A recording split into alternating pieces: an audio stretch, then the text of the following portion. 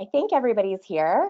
So assuming you're listening, hi everyone, and welcome to our first virtual Shopify UX panel. My name is Amy Thibodeau, and I am the UX director for our platform team and our UX operations team. And I'm going to be your moderator for the panel. And today we were going to really focus on design systems and specifically talk about our Polaris design system. For those of you who aren't familiar with Polaris, and I suspect most of you probably are because you've joined this panel, you can see more about Polaris at polaris.shopify.com, and that's our public documentation for our system. And so we're going to talk through a lot of the questions that you all sent in when you registered for this event, through some of the themes that we've grouped them into. But before we jump into that, let's just do a bit of a roundtable so that you can find out who you're hearing from and why they're on this panel. So we're going to start with you, Jasenia. So if you could just talk about who you are, what you do, and maybe how you found your way to working in design systems. Sure. Hi, everyone. My name is Jasenia Perez-Cruz. I'm the Senior UX Manager for the Polaris team at Shopify, and I'm based in Philadelphia. And it's funny, the first time that I wrote the word design systems was back in 2011. But at the time, it was the way that I just described my design process. So it was more designing systematically. But ever since that time, the way that I worked with design systems started as delivering style guides at the end of client projects. And then later it evolved into the work that I did at Box Media, where we created a design system for the 8 brands that powered like really diverse range of brand expression up until now at Shopify, where it's even at a bigger scale. Awesome.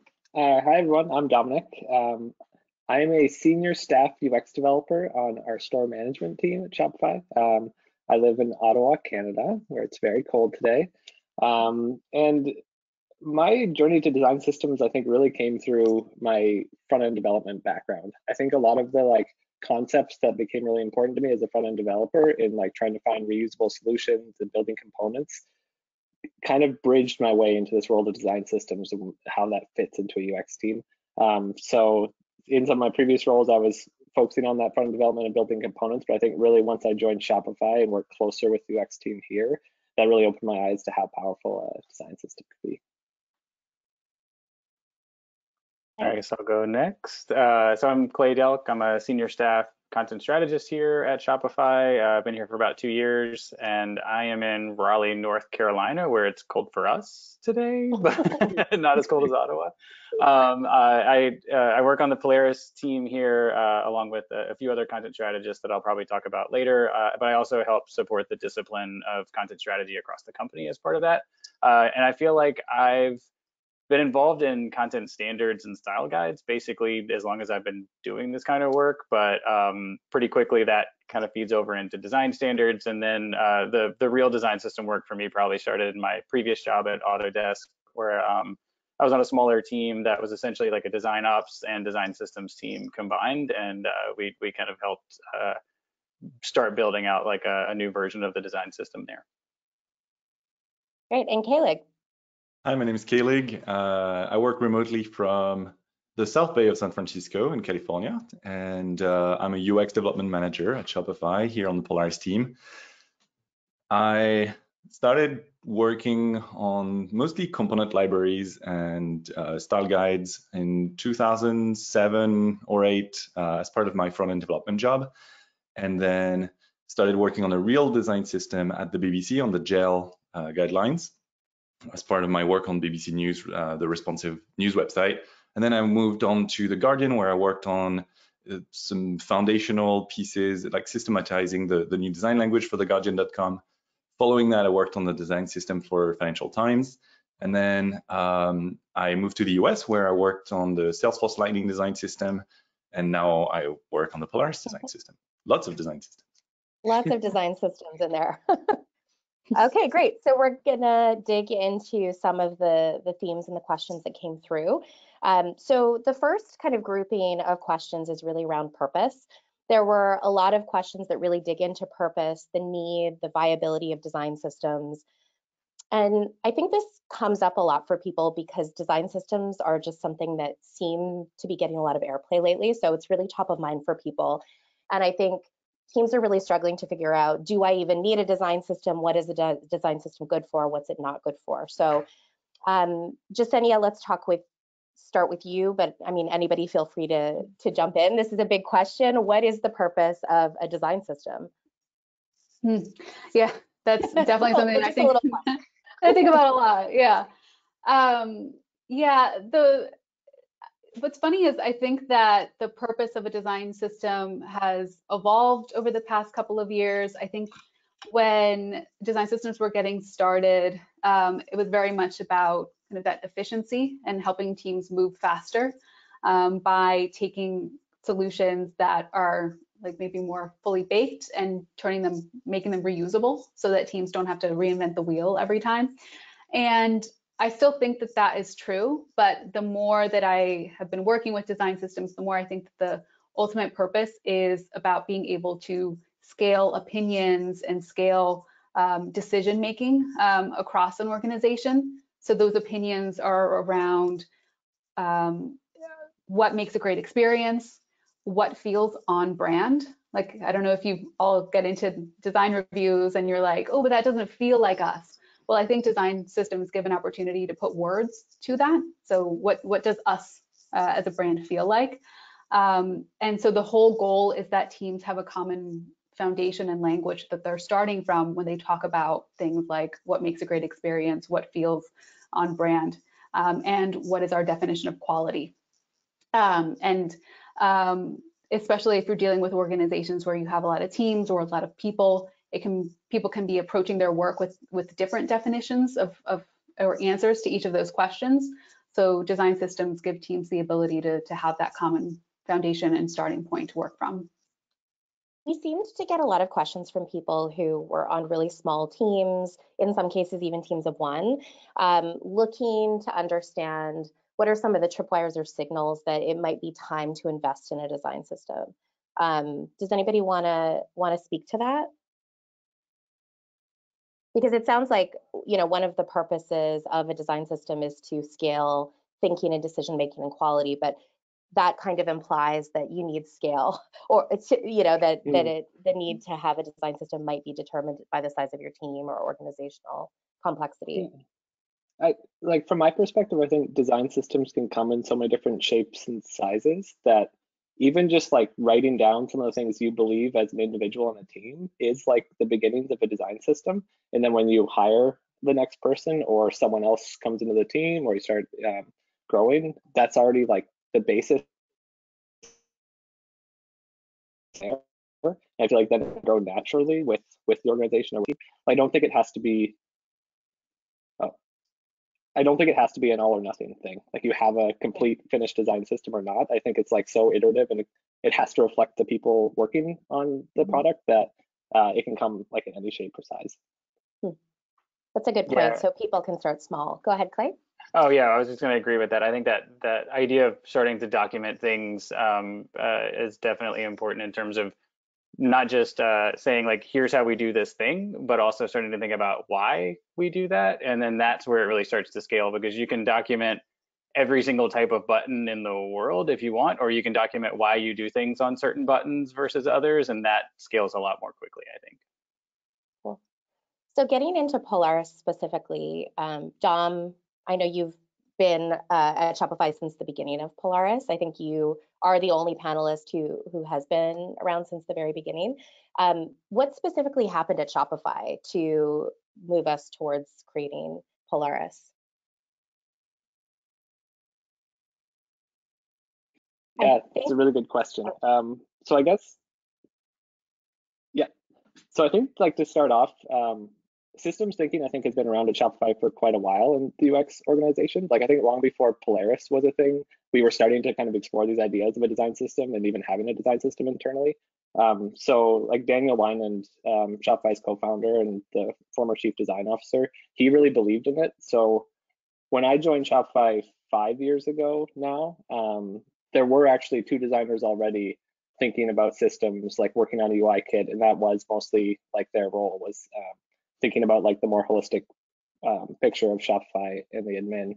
And then to go along with that, I joined a team of I think about 5 front-end developers who were responsible for the admin in general, like all the different things in the Shopify admin. And we were building the components that reflected that UI kit that the designers were working on. So it like started to happen kind of naturally, I think, like through that with that push from leadership. But in the process, a lot of people ended up moving on to other teams, and it wasn't necessarily it wasn't that same group working on these things. It ended up going to be like the front developers working on their projects. And I think about 3 years ago now, we hit a point where the product wasn't feeling cohesive anymore. Like it was starting to show that there were a bunch of different teams working on these different things. We didn't necessarily have that cohesion across the product, as well as there was a bunch of like really smart people with really great opinions, but they were being siloed and they weren't necessarily being shared. So I think like one of the key things when we decided to build Polaris was how can we like get all those great opinions that are being formed into a place that can be shared and scale with us as a group. And there was a few other things going on at the time too, like we wanted to also release this to our app partners to be able to start building using Shopify UI for their apps. So that's where the component library fit in. But we also wanted to be a lot more collaborative too. So I think a lot of it came from the front-end development team up until then because they were building the components, but that was reflected in the way things kind of manifested as well, that it was very development focused.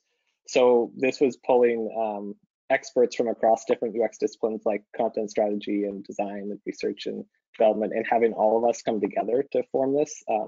And I think that was like the push that we needed to invest in this to actually have these people have the space to contribute these opinions and share them. And then we decided to brand it as Polaris too, because I think it gave it like a weight to it that people could kind of get behind. Like it's almost like a rallying thing for everyone across the company.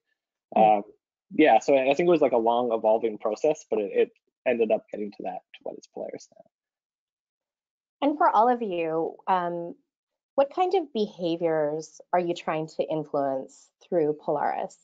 What do you see changing in how people are working when they use Polaris, and what are you hoping to see change through the use of Polaris? A big one for me is ideally breaking down silos. So if we have teams that are solving similar solutions, but independently, one of the goals that I hope that we can accomplish through Polaris is that we as the team can be connectors and can identify when teams are maybe solving like problems that are pretty similar. I think I talk a lot about how can we leverage the power of the network more.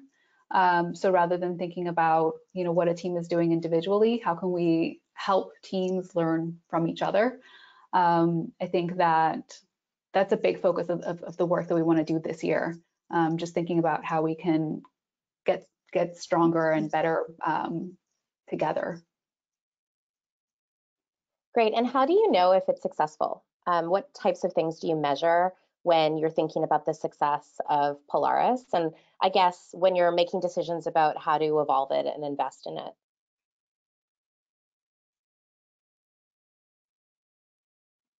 It's a great question. Hard question. It's a very hard question because I think like some of it are things that you can't necessarily put numbers to. Like I think when you look at the product and you feel how the experience may be like fragmented or not, like is it cohesive as a thing? Can you tell that certain teams worked on certain parts and it kind of sticks out that they weren't working together on those things from a user perspective?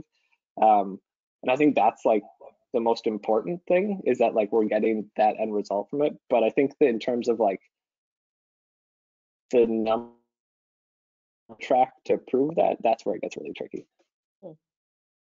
I mean, Kaelig, you in your intro, I mean, you have a lot of experience working in design systems across a lot of different companies. Like, is there a common way that these teams, these different systems are being measured, or how do you think about that with all of your experience outside of Shopify as well? I've seen some systems like the Financial Times that was more engineering driven in terms of measuring success. So very much looking at the developer efficiency. And then at Salesforce, it was also very different as well. Like a lot of the metrics were around how much of the user interface is using the system versus custom components. And it's one measure. It has many different ones, but the main story was hanging through those things. And at Shopify, there's many things we're looking at. What is very hard to measure is, are people speaking the same language? And that's the thing I care the most about personally, is do they refer to the same concepts with the same lingo, or do they each team has their own way of thinking about the same problems? Basically going back to what Yesenia was saying earlier. Yeah, I think that's an interesting point, because it seems like so much of the success of design systems is hinging on people, and behaviors and collaboration and all the messy, kind of hard to measure human questions about how do we work together fundamentally. Yeah, one thing that the team has been doing, because I think one thing that it's not like quantity, but more quality that we can do is sentiment analysis. So doing research to understand how, like, some of the things that we care about, like, do people feel like they can innovate using Polaris? Do people feel like they have flexibility or feel limited with Polaris?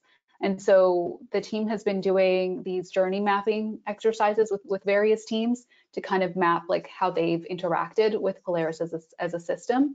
And so that's something that, we can map the as is state, do some work, and then map the future state once we get there.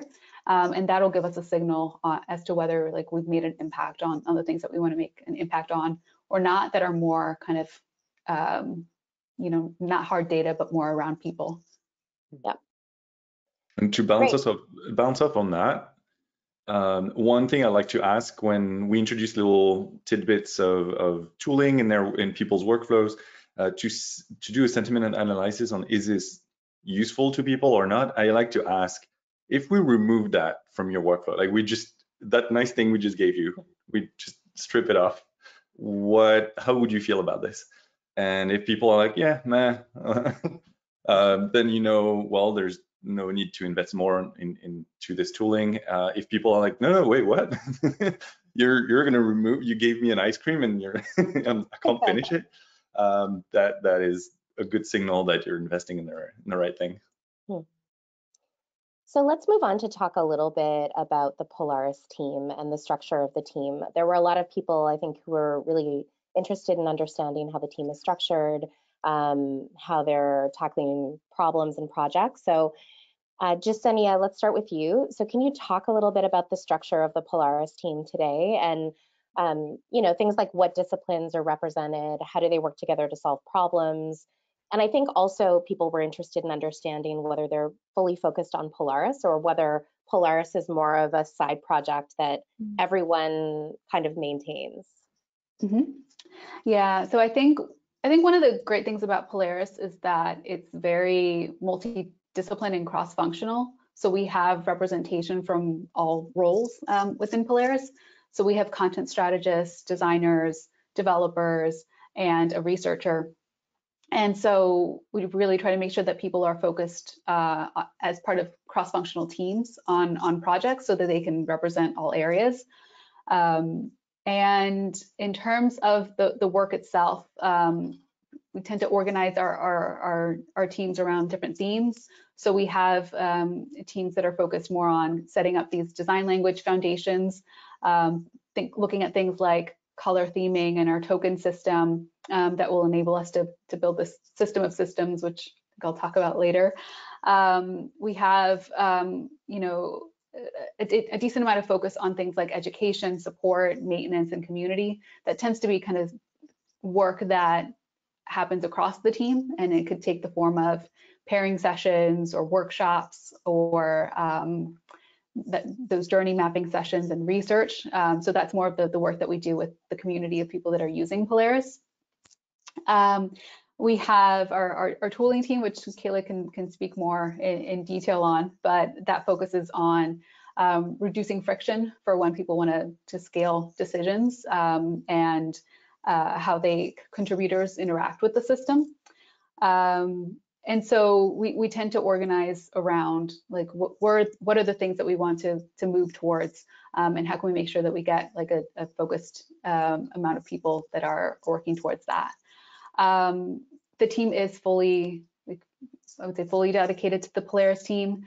The team, because of the nature of a design system, I think because of the nature of the design system, it's a little bit different than like a product team that is pushing like on their product work 100%. So we have a split of time where people are focused on product work or project work, but also time where people are doing more of that support work and working with other people. Like I know the content team does a lot of that work as well. So with all of these different disciplines working together, I mean, you are all calling in from different places in the world, and I think the Polaris team is a distributed team.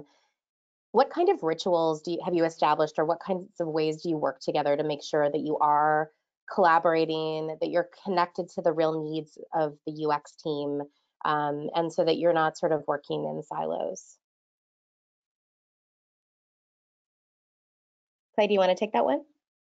Yeah, I think in terms of trying to not work in the silos, I think a lot of the people in the Polaris team and the people that we work with closely are connected to their disciplines across the company. So, you know, like I said, when I did my intro for content strategy, I'm working on Polaris, but I'm also kind of working with that discipline across the company. So I end up meeting with other content strategists, going to other people's reviews and all these things to try to keep an eye on what's going on there. And I think that works out really well for us to be able to have sort of, you know, tentacles out everywhere else, where we can look at something and say, hey, you're working on this, they're working on this too. And then so is this one, what can we do to help make all of that work together better? And so there's a lot of kind of reaching out and collaborating with other teams and then bringing that back in.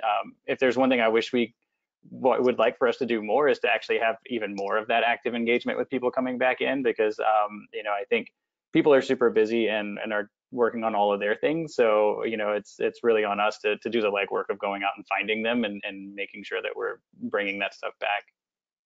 I feel like the distributed nature of the Polaris team is unique at Shopify. Most of our teams are really co-located. I'm based in Toronto, and the vast majority of my team is here in Toronto with just a couple people in Ottawa. But the Polaris team really stands out as a team that really is distributed in a lot of different places, and you all are a great example of that. Why not have everybody in the same location? You know, why the decision to build a distributed team? You know, I wasn't here when the decision was made, but I can speak to why I think it's an advantage for us. So we're creating a system that is used by teams across Shopify and teams across, we have offices in Toronto and Ottawa and Waterloo and Montreal. Like, there's different offices. And part of the purpose that I was saying at the beginning of the ability of a design system to bring people together and to bridge those silos, I think that because we're a distributed team, we are constantly talking about and debating and updating the way that we collaborate. And so we spend a lot of time kind of thinking about that. And so I think it gives us empathy about, okay, how might a team that is working in Toronto and a team that's working on Montreal on very similar problems, how could we take what we've learned from being distributed and help think about how we could bring teams together. So I think there's actually can be an advantage to that. But of course, there is a lot of work that we do that does benefit from face-to-face time, especially if we're working with teams to help brainstorm how they can be thinking about design systems. And so we will do, I think we do a decent amount of workshops where we'll go sometimes in person or in Figma and do some active collaboration with different teams. I want to go back to content strategy for a minute. Yeah, I think it was yesterday, Clay, Christina Halverson, who, if you're a content strategist, you know who Christina Halverson is. She's like the founding content strategist of the world. Hi, Christina, if you're watching. So she tweeted yesterday, it was something along the lines of like, how is it possible to have a design system and not to be thinking about content? And I think Polaris is actually a really good example of a design system where at least the documentation really thinks about the role of content, from sort of content standards all the way to how they work in components. Can you speak to that a little bit? There were also a lot of questions about this, like how did content become such an integrated part of Polaris? And what role does content play in a design system? Yeah, I did see that tweet. It got shared in one of our channels, and we were discussing it. And I think, this sounds like a little bit of a cop-out answer, but we were also very fortunate at the beginning. I wasn't here when it started either, but we had a UX lead, on this project who came from content strategy, and we had a dedicated content strategist on this project from the start. So, I mean, I think to maybe make that a little bit more useful for everybody else, there was all of the disciplines were represented when this project started. And I think that's important to make sure that if you want everybody using this, you have everybody that does the work helping build this thing together. So I think that part from the beginning is probably a good way to keep that in mind. In terms of how we do it now, we really are actively involved in every aspect of this work. So I think a lot of people look at the documentation and think like, wow, there's a lot of content strategists writing that documentation, but it's actually more of us working very closely with the designers and the developers and researchers on this project to make sure that we're building things the same way we would build a product. And it's not just about writing down all the rules that everybody else comes up with. It's really fundamental to everybody.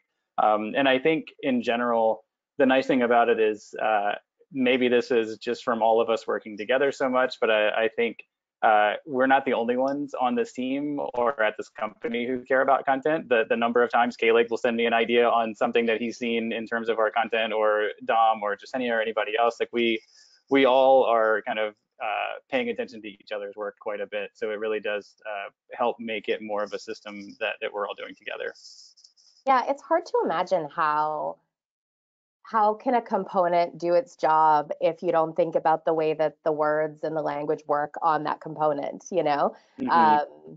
Yeah. And it goes even further than that. I think that's a unique thing about Polaris is that, well, most people will see polaris.shopify.com and the content guidelines. This is, and the component content guidelines as well. But there's even involvement of content strategists in pull request templates, README writing.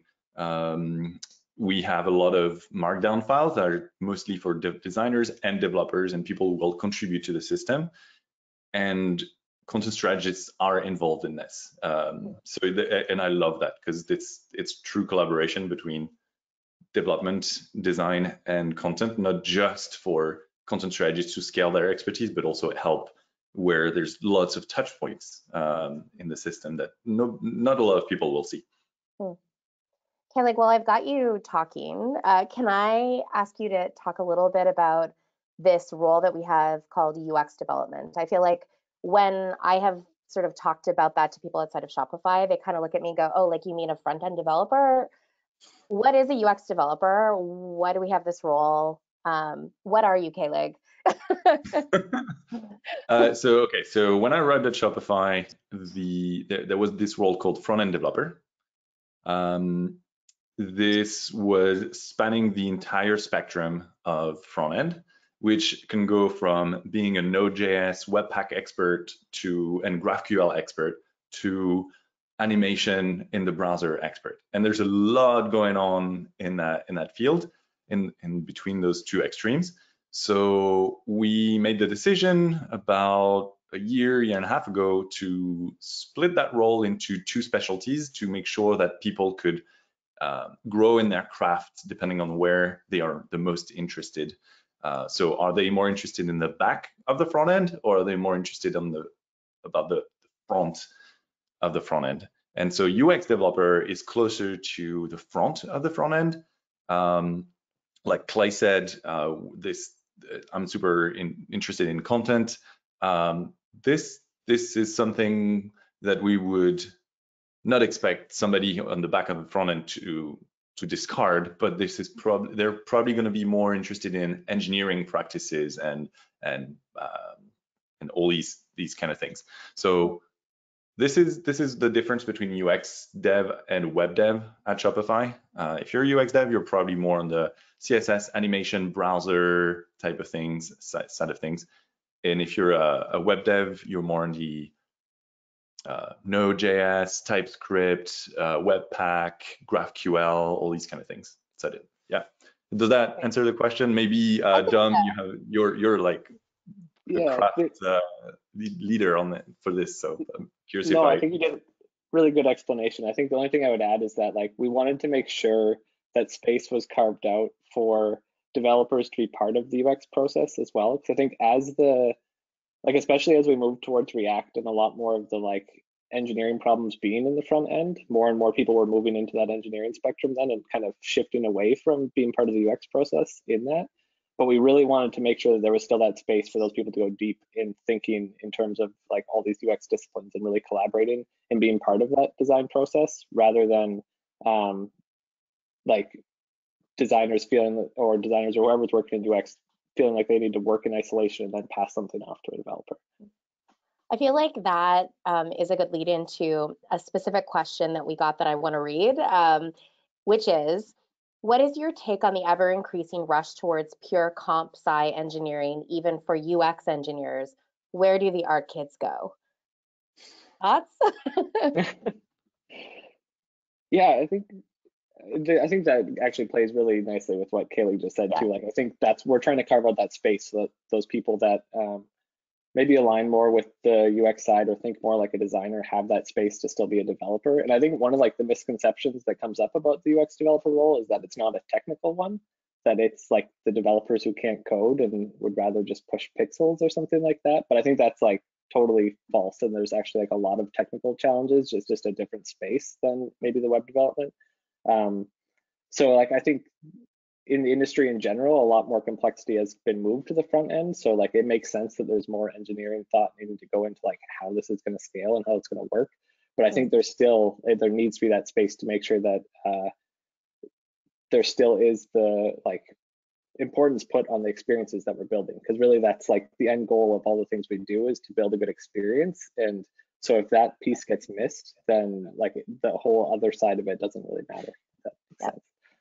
Yeah, I think this is actually maybe like going on a little bit of a tangent, but it ties in nicely to the fact that our guidelines include code and design and content for components all in one place. Like you can't just care about one or the other. Like nobody here only cares about the content or only cares about the design or only cares about the code. Like it's all those things together that make the product what it is or make the tool what it is. And so putting it all together like helps everybody like kind of see some of that and share some of that knowledge and like I guess kind of make sense of it all at the same time. So it's really nice to see that it even comes through in like job titles and descriptions for that.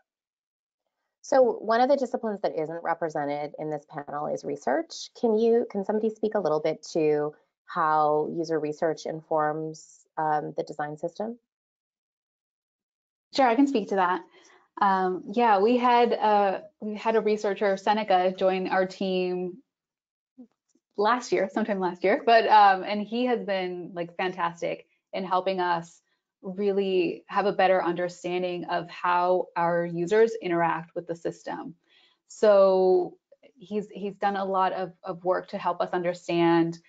So at Shopify, we have this thing called the GSD model, which is like the way that we work through projects. And so what are the interactions that someone has through the project process with the design system? And when do we think that we can do great work for them, and when are things maybe falling apart? So that's helped us pinpoint what areas like we can hone in on. And help us understand like, okay, you know, if people are having a hard time when they're exploring design, how can we help? So that has been great. I think just having a better understanding of the people that are using the system and their expectations, and where we're meeting those expectations and when we're not meeting those expectations. It's been a huge help, and it's helped us identify the projects going on that we can take on from there. Great. So let's move on to the nuts and bolts of how Polaris is built. some of the questions that came in were around the fact that Shopify, although I think we're best known for our merchant experience, that merchant admin, we do have other surfaces. You know, we've got a point of sale system. We have a partner program with a partner dashboard. We have some different apps. There's this whole world of things being built by Shopify. But Polaris, the documentation at least today, seems quite focused on that Shopify admin for merchants. So can someone just speak a little bit to that decision and maybe how that is evolving within the company?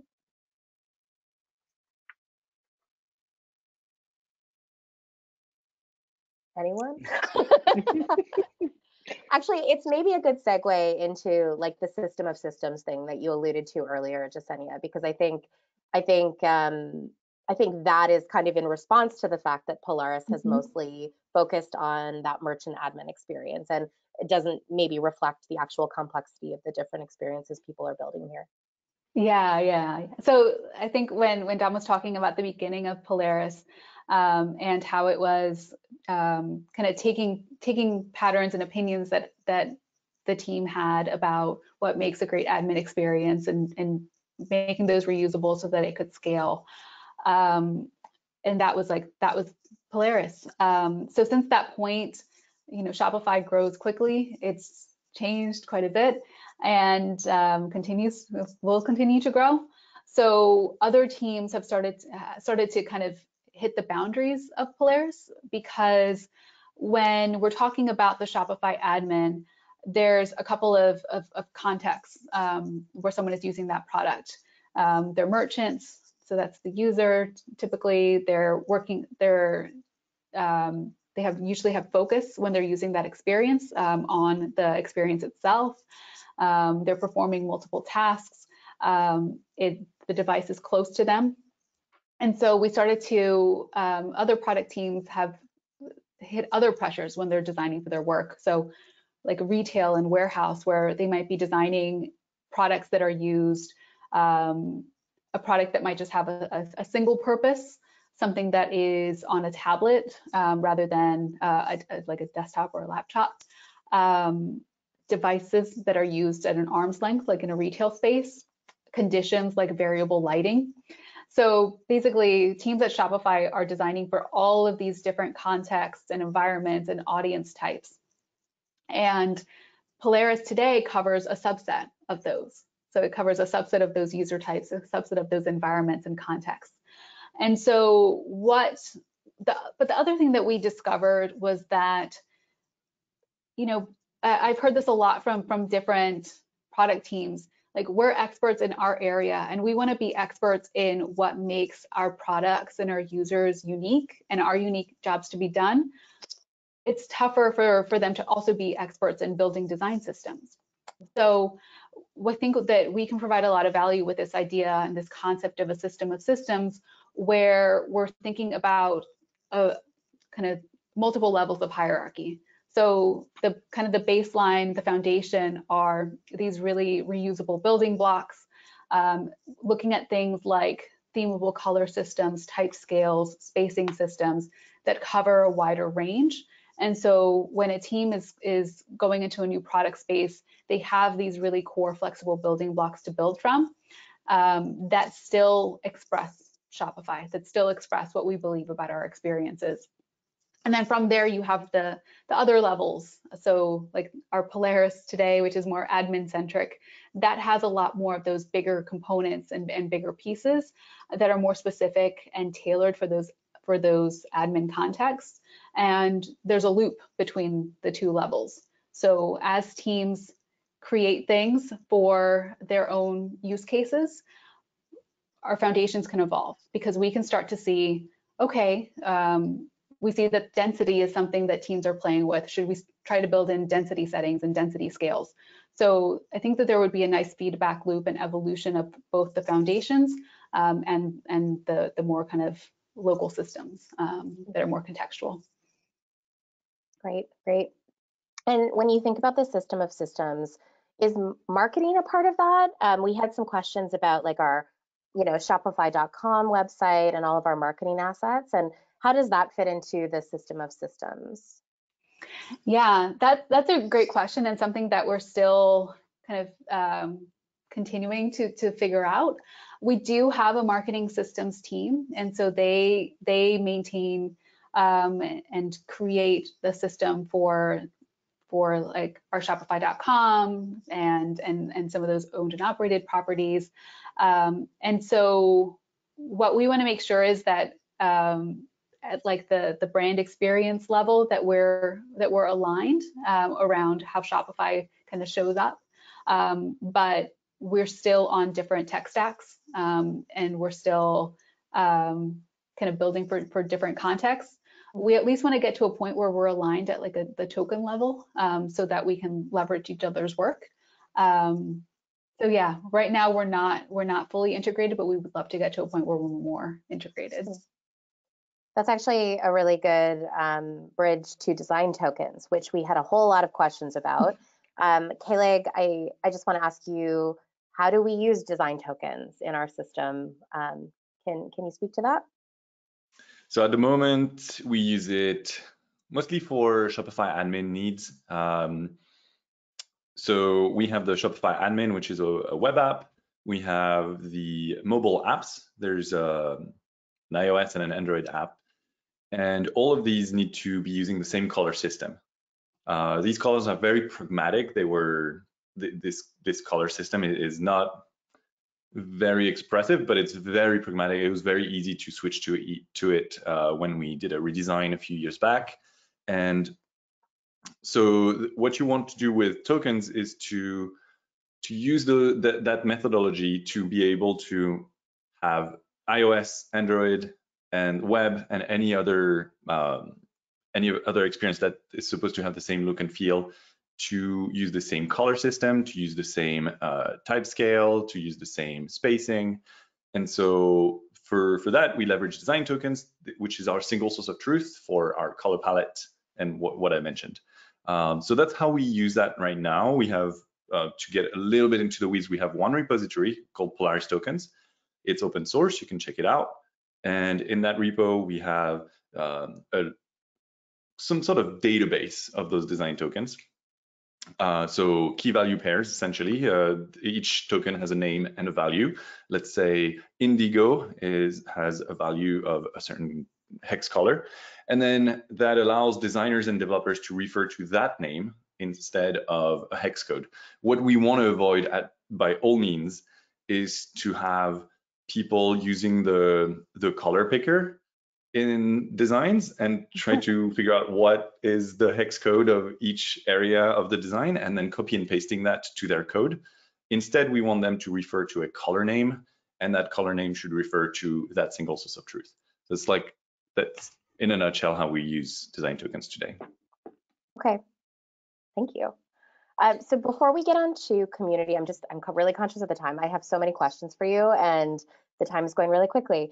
But before we go on to sort of the theme of community and how we build community around Polaris, I want to ask about basically the structure of our components. So I think one of the best known leaders in design systems is Brad Frost, and he talks a lot about the atomic design system, which really breaks kind of elements down into smaller, bigger, and bigger pieces. But if you look at our components, they all kind of seem to be at the same level. So you might look at something like call-out cards, and call-out cards have buttons in them and all kinds of other pieces. And then at that same level, we have something called a button. So can somebody speak about our decision there and why we went with this sort of single level hierarchy when it comes to components? Yeah, I can speak a bit to that because we did consider a bunch of different approaches. We looked to apply something like atomic design to the components we had, though. I think there was still a lot of uncertainty about like what the level of each component was, because something that appeared very simple on the surface, like a button, for example, could be considered an atom because it's like one of the most primitive things we have. But then like a button can have an icon in it, or it can have a different kind of activator inside it. So it's like, okay, that's not actually the most fundamental piece.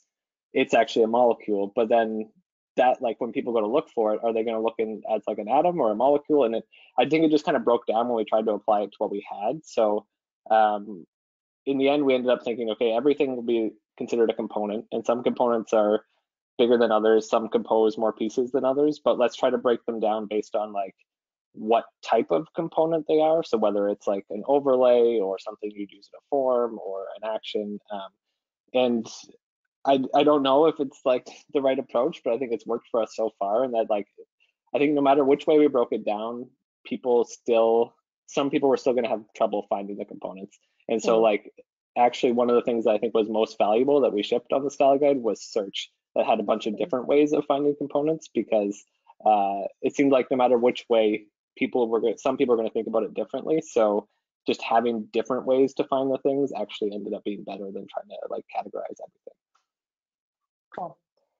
Okay, let's talk about community and advocacy a little bit. I think at the very beginning of this conversation, we spoke a little bit about some of the hard, messy people problems. And really, you know, a design system and the documentation around it is really meant to enable humans to work together in an effective way. So I want to start this off slightly provocatively. I think one of the things that comes up a lot when people are talking about community and how do you grow and maintain and build a system, it kind of the default stance is, you know, you really want that involvement from a broader community, even when you have a dedicated design system team. So why is it important to build a community around a system? And really, why not just have your team make decisions and ship them? Wouldn't that be more efficient? I can do this one. So it's funny, like I think the two parts of this, like one is I like the fact that you said the design system helps enable teams to work together. It doesn't make them work together. Like you can have a great design system, but it's not gonna like force people to work together. And so there's a lot of interpersonal work and relationships that go into that, which I think, back to the argument of having a dedicated design system team, like yes, it's a lot of work to document and build this stuff, but it's also a lot of work to like engage with people and make them like help them actually use it and not like force them to use it. And then I think in terms of making the decisions, Senia talked about this a little bit in terms of our system of systems, but you know, we are not the experts on the specific context and things that the different teams are building, but we can be experts on, you know, the component or the system itself. So, you know, like there's a million different index lists or, you know, table views or whatever you want to call them in the admin, but every one of them has a very specific use and a very specific context. And so our job is to try to figure out what's the thing that everybody can use, and then how do we build it flexible enough for them to do what they need to do. But like I can't tell the orders team what to do in their table because I'm not an expert on orders. So it takes both, I think, to make it happen. So sorry, go ahead, Dom. No, I was just gonna say, I think it really has to be a push and pull. Like I think we've seen the pendulum swing both ways in the work we've done, and like when you're only pushing information, people aren't going to understand necessarily how you got to that decision. And it might not actually make sense for them, but they might use it blindly because they don't understand how you got there. And like on the flip side, I think the system could continue to evolve and we could keep making decisions, but people aren't pulling those things out and actually using them. And so then you have a system that doesn't reflect the product it's like being used on. And I think that's also a problem. So what is the contribution model for Polaris? So if somebody does see a need to either add or adapt a component, what do they have to do? It's a great question. I mean, really, like everything is open, and like I don't think we ever wanted to be the gatekeepers on anything. So really, like in theory, anyone can just go and update something and like be the change they want to see. But we do try to support people in those things because we can provide that system view, like Clay was mentioning, like use our expertise to help shape that. So yeah, it is completely open, but I think like it needs to have support to help guide those things through as well. So if people can just add things to the system, how do you maintain a level of standard or quality or rigor in what is actually added to it? Yeah, I mean, I think it takes, I mean, that's part of the like community building and sort of co-respect there. Like people aren't just going to go in and change it because they understand that this is something that everybody's using. And I think, you know, it back to like the actual contribution, you know, the vast majority of the content standards, just looking at that specifically, we didn't just make those up. Those were co-created with other content strategists across the company. Or, you know, if we decide that we need to make up a rule on whether to say add versus create, again, we don't just decide that. There's like a probably way too long debate in Slack between all of the content strategists on that, and then we document that. And so I think there is a little bit of a kind of a shared ownership belief here. So people that in theory it encourages them to go in there and make changes or recommend changes, but also not just like go in and do whatever they want, because they realize that we all own it together. It's funny because I think that in conversations like this, the question is often asked like, how do you maintain quality? How do you keep people from just adding things willy-nilly? But it seems, in my experience, like the opposite problem is actually more often true, where teams may treat a design system like both the floor and the ceiling, you know, like a set of rules that they follow, and they don't sort of question or evolve the system as much as I think the team would like. So how do you kind of get around that problem, which actually probably feels like the more common problem? Yeah, so I think that that is also very people related, where Yeah. if people understand the rationale behind decisions that are made, then they're in a better position to question and debate it. If you can't clarify your rationale that led you to a decision, and what you have instead is a set of do's and don'ts, then it becomes very difficult to challenge. So I think that, you know, I think that that's ongoing work, because new people are going to join the company all the time. So I think one, focusing more on explaining the rationale. When I think about things like the design language, like how do all of these elements come together to represent Shopify, and how do we communicate to people so that resonates with them, would be better than saying apply it this way, don't apply it this way, because then people don't know what their landing pad is. They don't know how much they can stray from one direction or the other. So that's where I think things like experience principles help as well, because again, it's giving people a similar lens to evaluate their work. So I think it's stuff like that. And also, yeah, the thing about having the components be bigger versus smaller, that's something that I wonder about too. Like if seeing like the big pieces encourages or discourages people from like building with and trying new things, or whether it limits it. So we are really close to being out of time. We've got 6 minutes left. So I'm gonna ask a few more questions, but let's try to go through them really quickly. You all have been great though. So Kaelig, what is your short answer to how do you convince an engineering-led product team to incorporate a design system? That should be easy to answer, right? Like just 4 words or less. Can you afford your devs to spend the engineering time to test accessibility, write automated tests, and do all the QA for each one of the UI elements, or do you want another team to give you that for free? Okay. Clay, if you're at a company and you're having trouble convincing people that content should be a meaningful part of figuring out how something like a component works, what advice do you have for those people? I mean, ask those people. Come work at Shopify.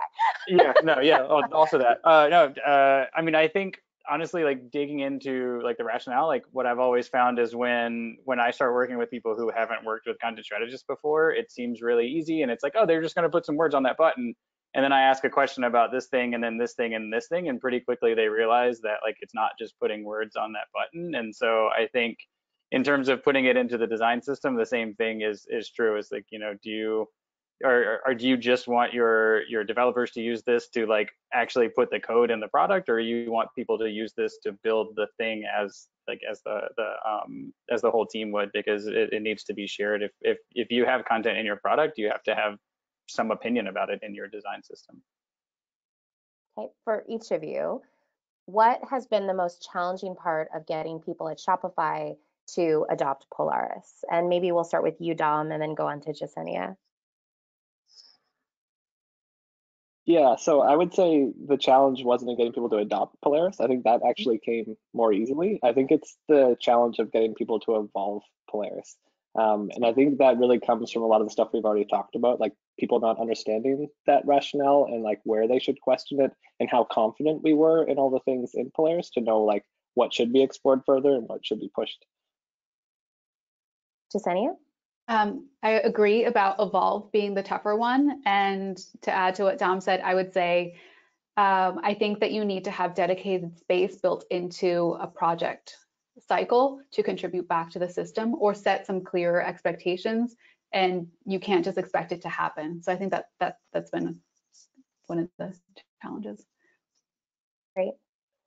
Okay, so what's one thing that each of you would like the broader community of people who are watching, I think there are about 160 of them out there right now, to know, or one way that they can get involved in the design system work happening at Shopify? Kalig? Ooh, wait, ouch, at Shopify? That's a good question. Oh, I don't know. Come and check out our open source project, and I don't know. It's a good question. If you're a partner, if you're building apps, tell us how Shopify, the Polaris design system is helping you or not helping you, because we don't always see what's outside of Shopify. We mostly look inwards most of the time. So thank you very much if you're an app developer. Great. Anyone else have anything they want to add there?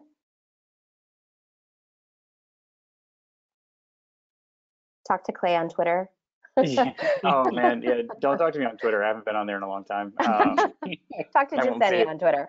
Yeah. And Kalig. Well, I will say, like, the one thing, and this is probably like, this is the answer to the last two questions in a lot of ways, but like Polaris is really, really good, but it's not like perfect, and it's not like perfectly figured out, and we're still always trying to figure out what we're doing and how to do it better. So if you have ideas on that, like, yeah, you should tell us, because we are probably struggling with that thing in some way here.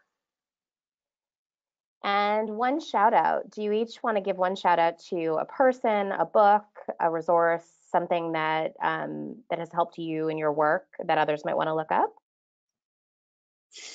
I'd like to give a shout out to Jasenia's book. Jasenia? There's really good book. Jasenia wrote a book. It's sitting behind Kalig on the shelf. And yeah, it's great. It's well worth checking out. Anybody else want to call out anybody or anything? I'll do one. I don't know, like, this is probably like everybody who signed up for this probably knows this, but I continue to go back to Nathan Curtis and the work that he's done on design systems. I was lucky enough to do his workshop when I first started on the Autodesk system.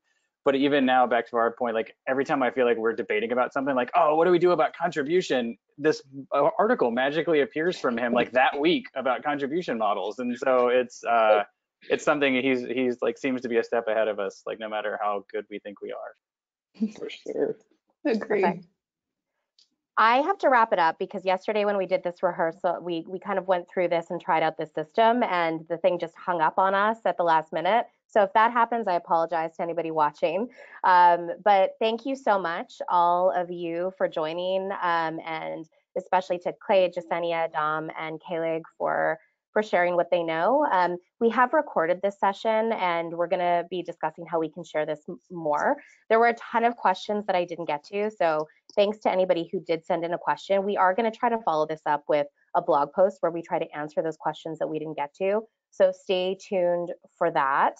And please subscribe to our newsletter, go to Shopify UX on Twitter, check out our blog. It's where you're going to find out about these kinds of things. We'd like to have more of these kinds of conversations, and we really like that it's accessible, you know, that you can be anywhere in the world and join in and see this. So we're going to be looking for different ways of doing this. Give us feedback on how this was for you, and if you're interested in seeing more of this from Shopify UX. because it's just the beginning. And we are always hiring. So if this stuff sounded like a way that you want to work or something that you're interested in, please have a look at shopify.com/careers. We would love to hear from you. We're doing, I think, some really good and important work here, and we've always got room for great people. So on that note, I think we're done. So thanks, everyone. You. Thank you. Thank you. Bye.